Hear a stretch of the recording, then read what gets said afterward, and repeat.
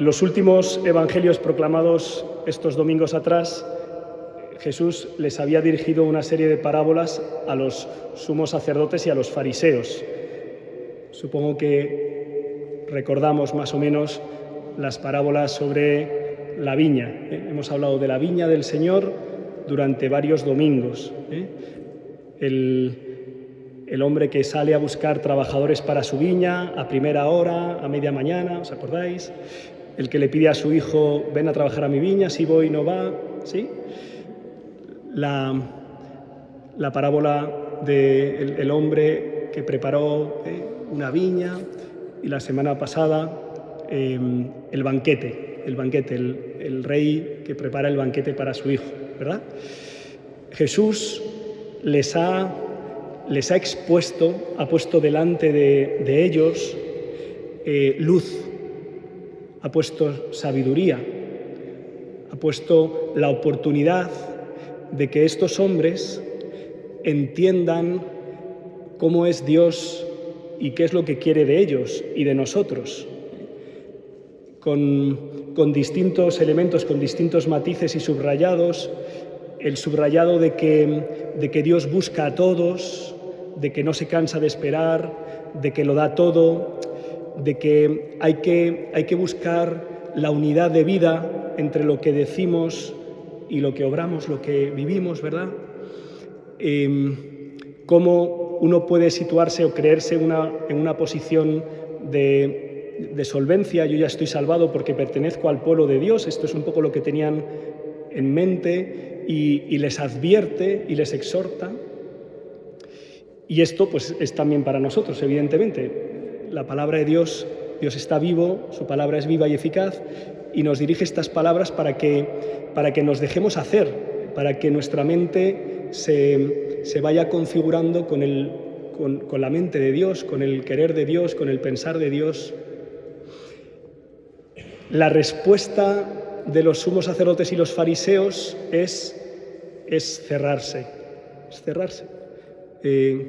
no se abren a esta buena noticia, que es saber que Dios, no solo que Dios es, sino que Dios es misericordia, que Dios ha venido a salvarnos y que Dios lo único que necesita es que le abramos las puertas y que confiemos en Él. El domingo pasado el Papa Francisco regalaba a toda la Iglesia una carta con motivo del 150 aniversario del nacimiento de Santa Teresita de Lisieux, sobre la confianza. En la confianza y solo la confianza es lo que nos lleva al amor. Así comienza esta carta que os recomiendo. Es preciosa, sencilla y corta. Y existe el drama de que uno se cierre, Le pasó a estos hermanos, ¿no? Se cerraron, ¿no? Y por eso se acercan a Jesús con una relación torcida. Y es una pena, ¿verdad? Y a veces nos puede pasar a nosotros, quizá no en un planteamiento así tan frontalmente opuesto, cerrado, pero no del todo sincero, transparente, recto, abierto a la acción del Señor. Y le plantean esta pregunta para intentar atraparle. ¿Atraparle en qué? Pues si Jesús dice que hay que pagar los impuestos al César, al Imperio Romano, pues es colaboracionista del imperio dominador y opresivo. Y si dice que no hay que pagar los impuestos, pues es un rebelde, rebelión. Entonces, intuyen que por aquí pueden dañar a Jesucristo, ¿no? Y hacer que sus seguidores dejen de seguirle porque es un colaboracionista, o hacer que los romanos pues vayan a por él porque es un rebelde, ¿no? Y Jesús resuelve esta situación con una sabiduría pues sobrenatural y que a nosotros nos da muchísima luz, ¿no?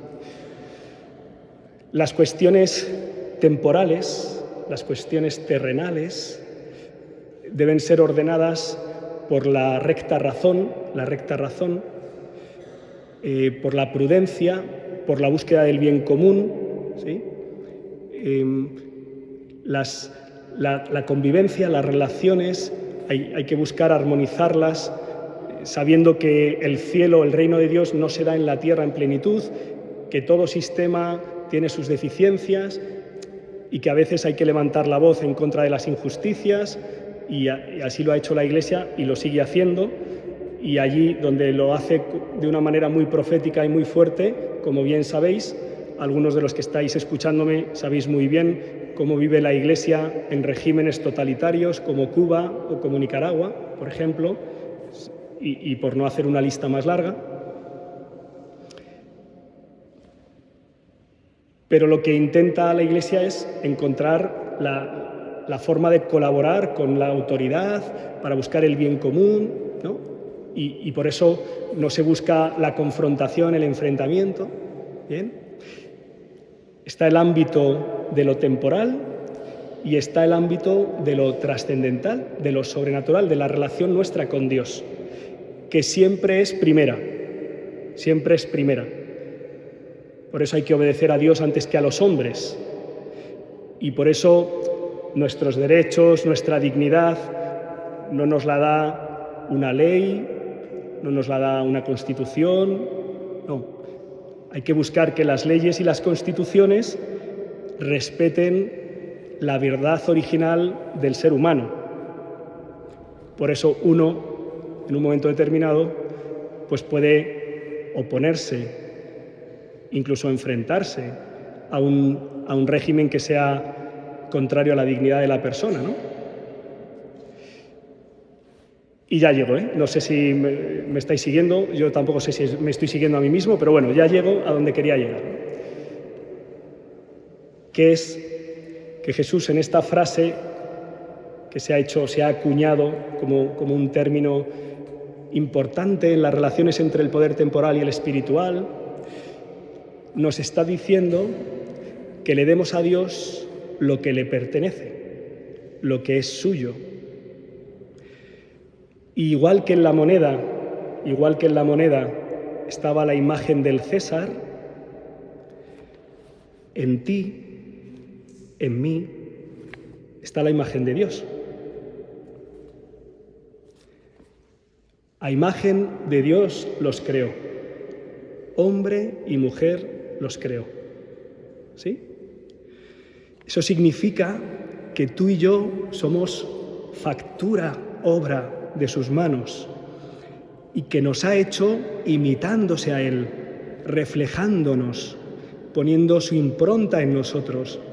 Ese es tu valor, esa es tu dignidad, cristiano, esa es tu honra, esa es tu gloria. Así estamos llamados a vivir como hijos amados de Dios. Por mucho que en nuestra vida hayamos puesto, u otros hayan puesto en nosotros, elementos que nos hayan herido o que nos hayan corrompido, nos hayan dañado. Esa es tu identidad, eso es lo que tú eres.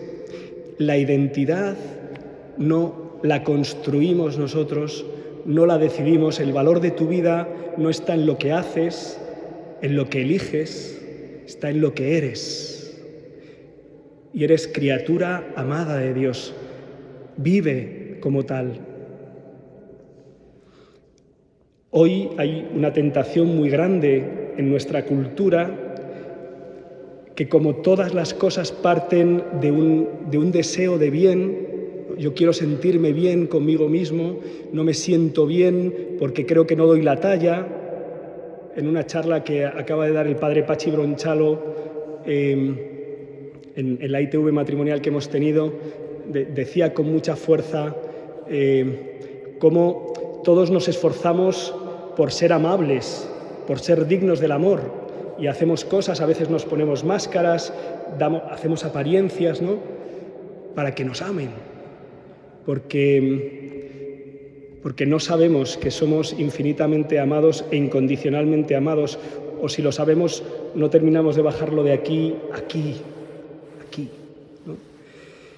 Y en nuestra cultura esto se ha hecho especialmente doloroso y grave con la teoría de género, la ideología de género, que nos dice, no, tú, si no te sientes bien, tú puedes decidir lo que eres, ¿no? Yo me siento un unicornio, así que soy un unicornio. Esto nos sonreímos, pero hay gente que se lo cree, y gente que cree que no da la talla, ¿no?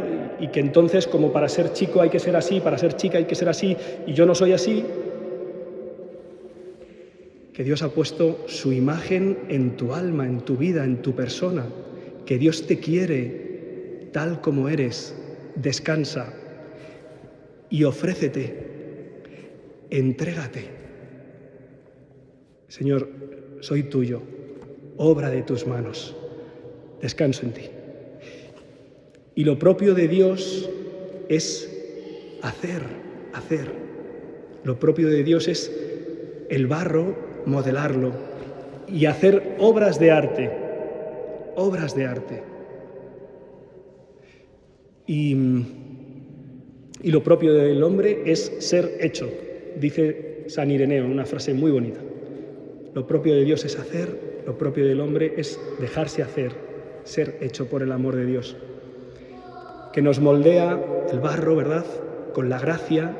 Si nos endurecemos, nos reblandece con su gracia sacramental, con la oración, con la caridad. Un reflejo de esto lo vimos en San Juan Pablo II, que le quiere todo el mundo, ¿verdad? Le seguimos queriendo todos. San Juan Pablo II, con muchísimas dificultades en su vida, naciendo en una nación oprimida, secularmente, golpeada, vituperada, que recupera su independencia después de siglos. San Juan Pablo II, que pierde a su madre muy pronto, después a su padre, después a su hermano, y se queda huérfano y solo, y acoge a María, abraza a María y se hace hijo suyo, totus tus, todo tuyo, María, y sufre la invasión nazi y trabaja en una mina, en una cantera donde casi pierde la vida, y tiene que ser seminarista clandestino y ordenado clandestinamente, y después termina la Segunda Guerra Mundial y viene el poder comunista soviético con una opresión tremenda, y la vida se abre paso, porque el amor vence siempre. Y es elegido obispo auxiliar de Cracovia, después obispo principal, después cardenal y después papa, Juan Pablo II. No tengáis miedo, abrid de par en par las puertas del corazón a Cristo. Y ese no tengáis miedo resonó en toda la tierra en un momento de crisis, como el que vivimos también ahora, ¿verdad? Y yo os invito a que estas palabras, ¿verdad?, pues también nos alienten a cada uno de nosotros, ¿no? Y dejen que los temores y los miedos que todos tenemos pues sean vencidos por un amor que vence siempre, ¿no? Y que le tengamos en el corazón, le invoquemos, le pidamos, le imitemos, escuchemos sus enseñanzas vigentes y valiosísimas, ¿verdad? Y por último, una palabra sobre nuestros queridos hermanos los misioneros. La Iglesia existe para evangelizar. Id al mundo entero y proclamad el Evangelio a todas las naciones, enseñándoles a guardar lo que os he enseñado. Sabed que yo estoy con vosotros todos los días hasta el fin del mundo.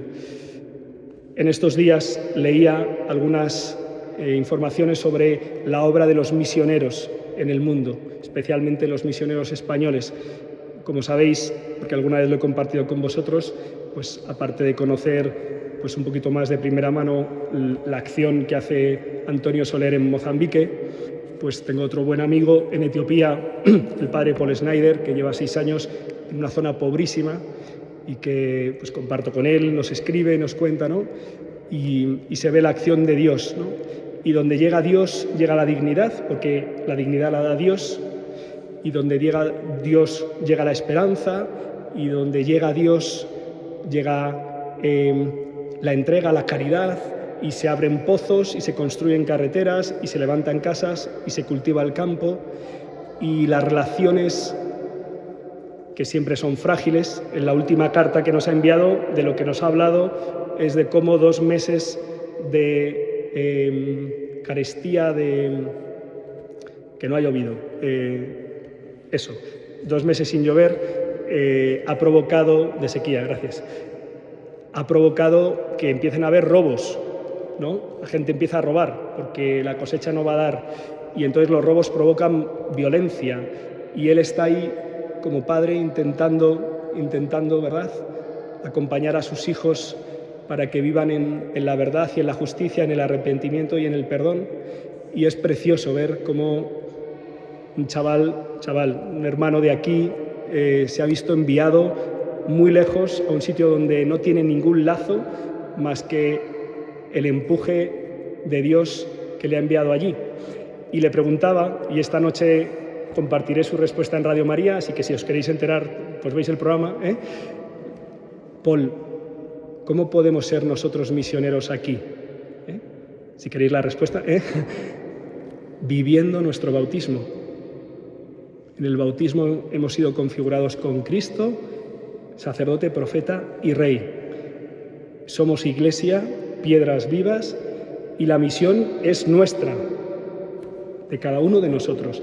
Y lo que tú no hagas, se queda sin hacer. Y un hermano o una hermana le faltará una palabra si tú y yo no se la damos. Hoy, en la jornada de los matrimonios, veíamos cómo unos a otros nos podemos hacer mucho bien, podemos ser instrumentos de Dios, de su resurrección, de su renovación, como en un momento determinado una palabra, una invitación, un testimonio, una oración pueden ser muy eficaces. Hoy hace 20 años que ingresé en el seminario de Getafe. Le doy gracias a Dios por haberme conducido y por haberme enviado a esta iglesia, que no es la mía, yo soy de Madrid, y que Él siga llevándonos por donde Él quiera para hacer su obra de salvación, para que seamos del Señor. Que la Virgen María, Madre de Jesucristo y Madre nuestra, nos haga vivir sabiendo que somos imagen de Dios y viviendo según esa condición y transmitiéndosela a los demás. Que así sea.